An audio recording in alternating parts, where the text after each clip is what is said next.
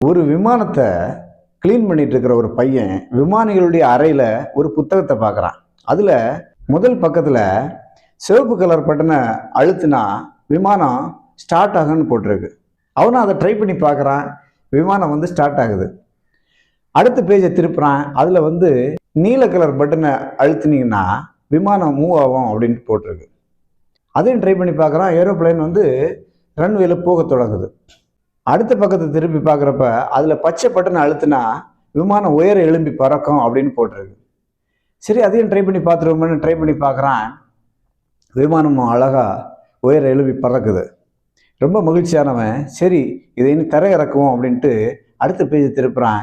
விமானத்தை தரையிறக்கிற விஷயம் இன்னொரு புத்தகத்தில் அடுத்த எபிசோடில் இருக்குது அப்படின்ட்டு தெரிய வருது. அது இங்கே இல்லைன்னு தெரிஞ்சோன்னா அதிர்ச்சி அடைகிறேன்.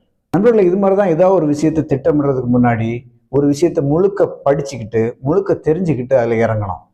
அரைகுறையாக தெரிஞ்சுக்கிட்டு இறங்குறதுல எப்போவுமே ஆபத்தான். அது நிறைய பிரச்சனைகளை உருவாக்கும். இதை பற்றி நீங்கள் என்ன நினைக்கிறீங்க? கமெண்ட்ல சொல்லுங்கள்.